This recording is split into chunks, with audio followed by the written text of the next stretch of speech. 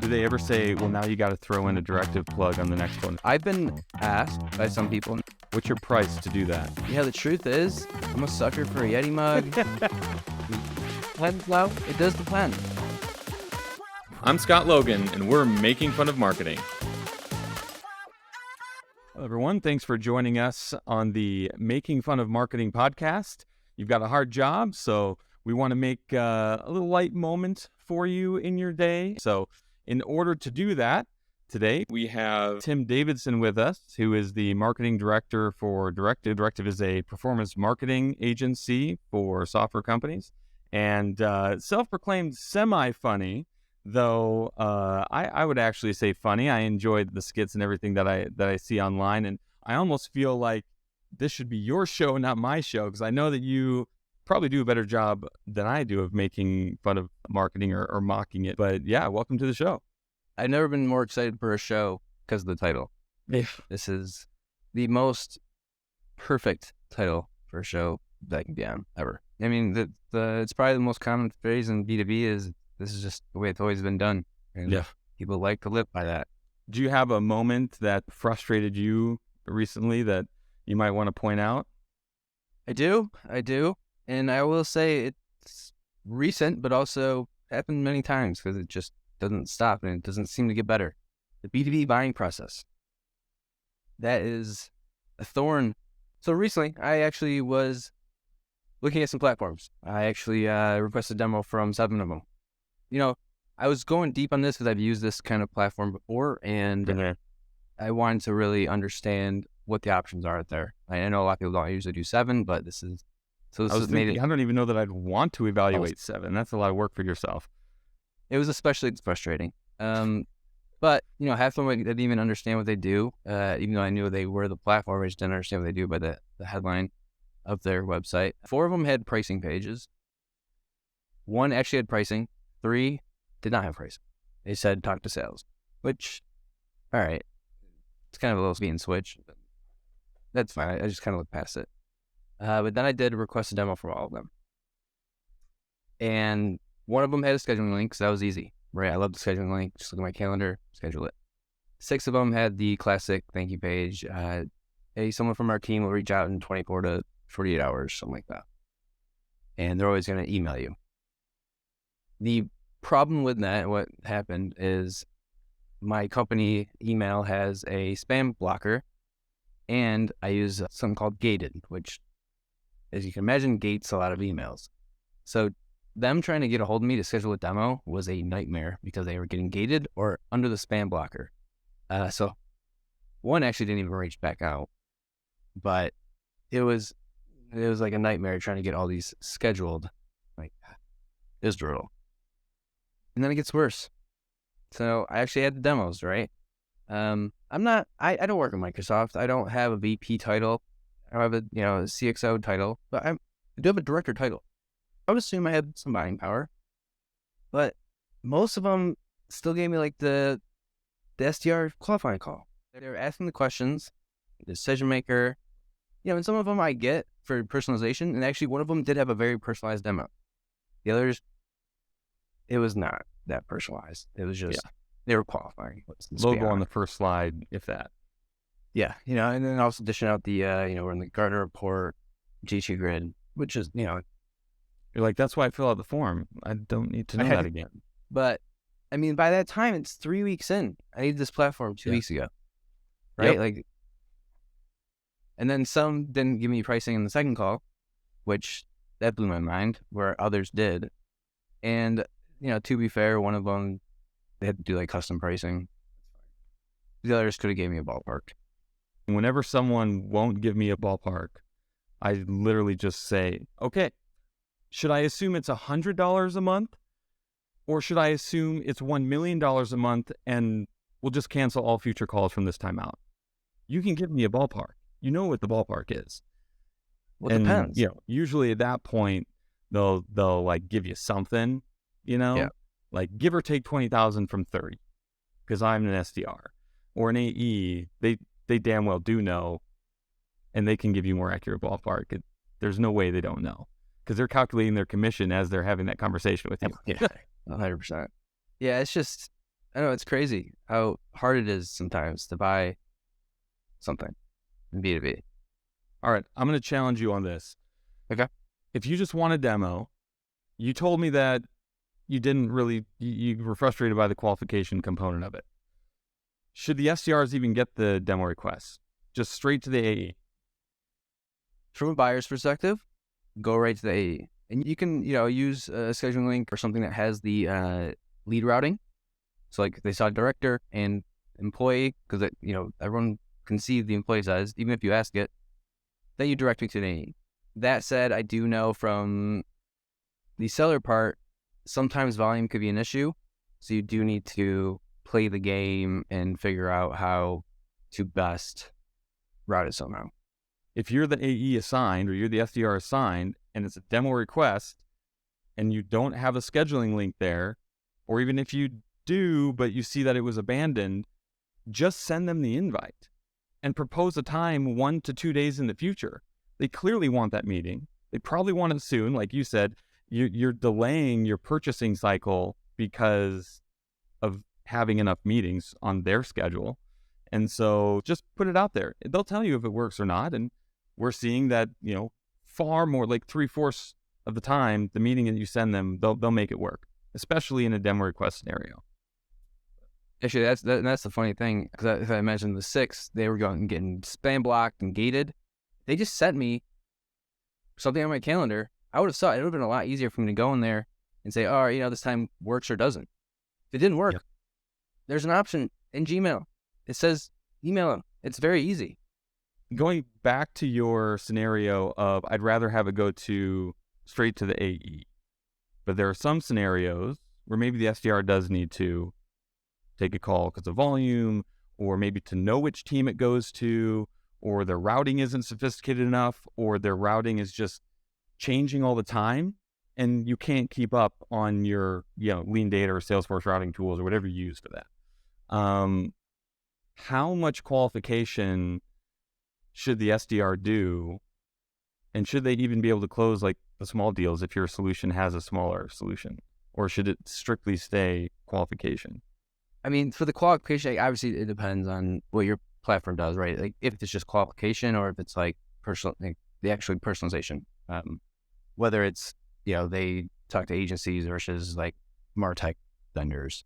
But I would imagine it doesn't take too long, right? Also, you can look on my LinkedIn profile. You can see Directive. We're a marketing agency.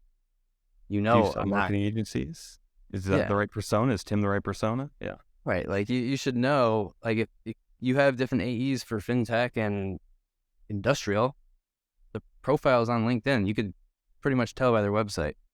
But one thing I did notice, this was like sometime last year, but I was buying their platform.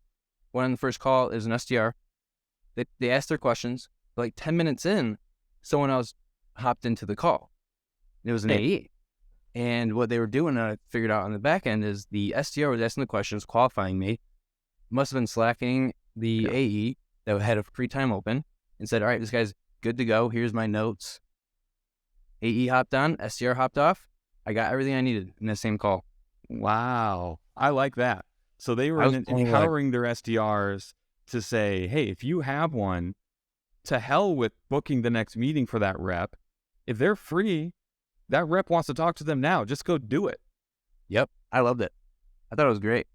I won't put words in your mouth. It seems like you felt like that was a better experience than just an SDR qualifying and setting up a new call. Oh, 100%. I mean, think about how much time it saved me.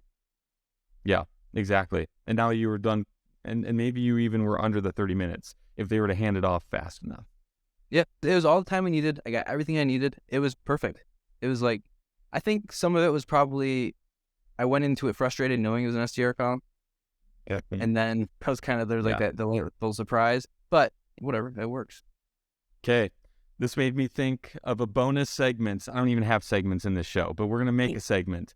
Creepy, not creepy. Okay. You go to someone's website and you get a proactive chat to you that says, hey, Tim, I see you're on the pricing page. Blah, blah, blah, blah, blah. And it's a live person, not a bot. Creepy, not creepy. I'm a marketer, so I don't think it's creepy because I understand how that works. Yeah. I can see other people thinking it's creepy or weird. Me, I'm all for it. Yeah. Okay, so I'm in that same boat. Well, 6 years ago, I bought one of the more advanced and now very popular chat tools that are out there, and they showcased that to me in a demo. And then I went to their website later on, like, I don't know, a few days later when we had to start making a decision. I was head of demand gen at the time, and I went to the site, and the AE and the director that were on my call within about 30 seconds of me being on the site both popped in and said, "Hey, this is Bob and Susan. We're just making sure that you had all your questions answered from our meeting on last Thursday." And I said, "Okay, I'm buying this thing. This is fucking cool. Like, I'm just going to do this. I've never seen something like that before." And that was when that was first coming out, right? And those best practices, like, we were just trying to figure out, like, workflows and how do you do a good FAQ? And then this just blew my mind. I was like, okay. So, yeah, maybe like, we're skewed, right? So not creepy to us. Now, a quick question. Say the data was wrong. Yeah. They said, "Hey, Tom," but because their data was wrong. Yeah. Are you, like, turned off by that? I would assume so, but yeah, I mean, I would no longer buy based on that. And in a sales cycle, I would call them out repeatedly.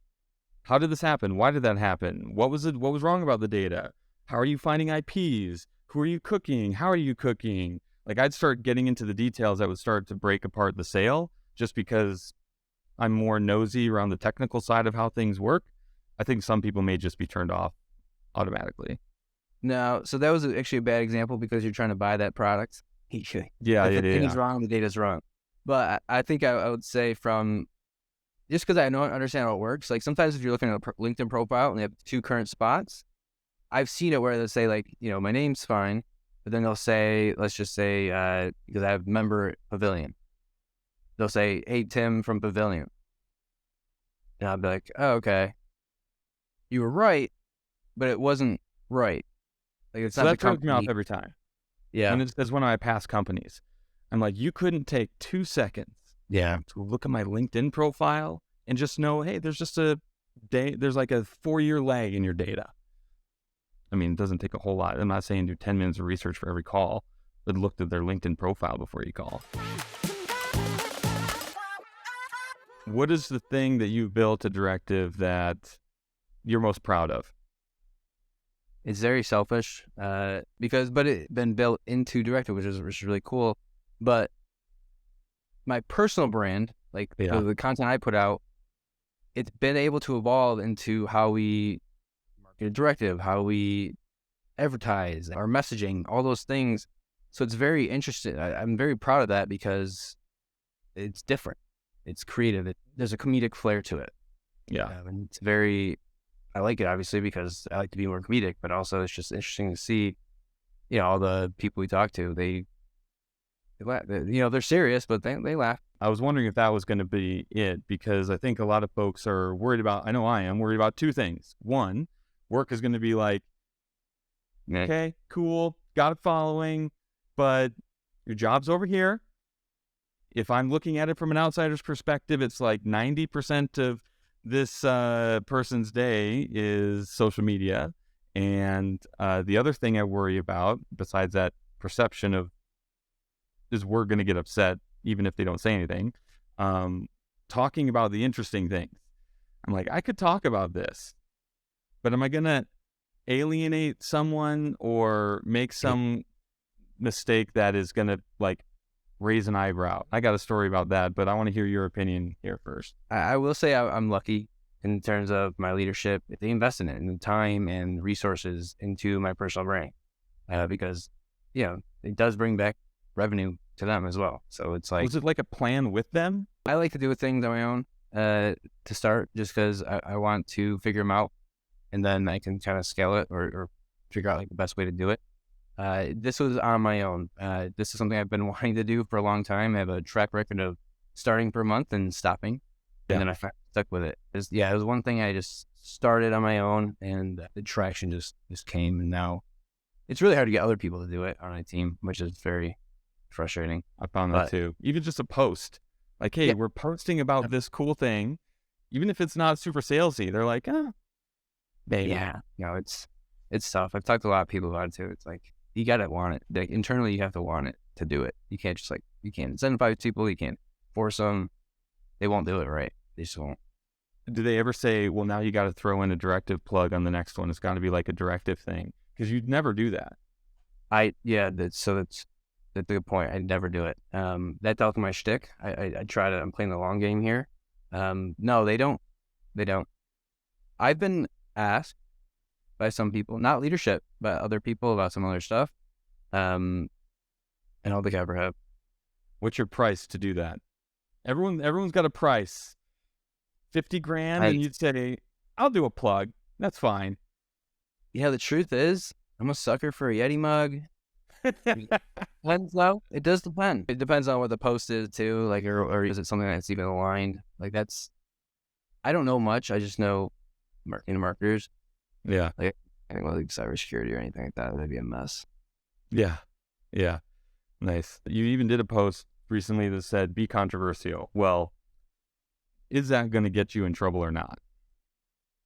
I didn't mean to go said that. I meant, just go against the grain a little bit. I think it was more making fun of people on LinkedIn and I do it too all the time, but like, you just agree with the post.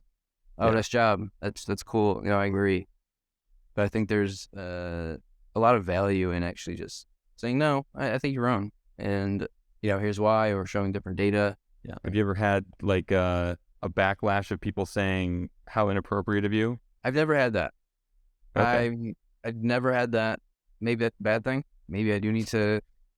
Not pushing yourself enough if some people aren't getting pissed off at you, right? I've never really got any bad, like real bad comments. I mean, I've had some things where I've said something about the B2B buying process, and you get one side that's like, yeah, you're right. And then you get one side that's like, you're wrong.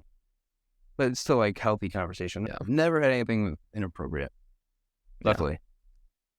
Well, we focused on the B2B buying cycle today, and we talked about a lot of the don'ts, and the do is make it easy to schedule a meeting with someone. Basically, don't put a lot of friction in between with trying to get a hold of someone to then book a meeting, to then get a hold of someone to then book a meeting, and have those two layers of qualifiers and make pricing easy. But outside of those two things, what would you say would like round it out as a third or fourth thing to do in that first stage of the B2B buying process, just to create a better buying experience? People don't talk about that. It's hard to actually sell and get copy to be downloaded on the buying experience. People just want it easier for the sellers. But what would you say are one or two more things to round it out?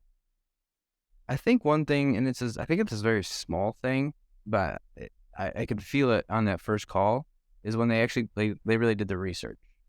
They came to the call, did their research. I had one call where someone found a podcast I was on, listened to it, and like pointed out in a couple times of point of views I've had.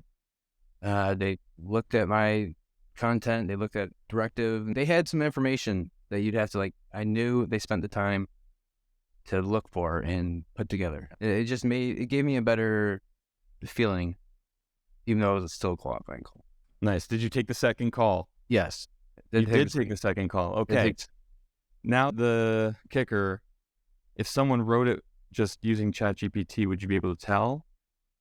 And would you still take the second call? If you could tell. That's a good question, because they might have. Yeah? I don't know. If it was that good, they might have. I don't know. That might be a hack. Thanks everyone else for joining us for Making Fun of Marketing. Thanks, Tim. Appreciate it. Thank you.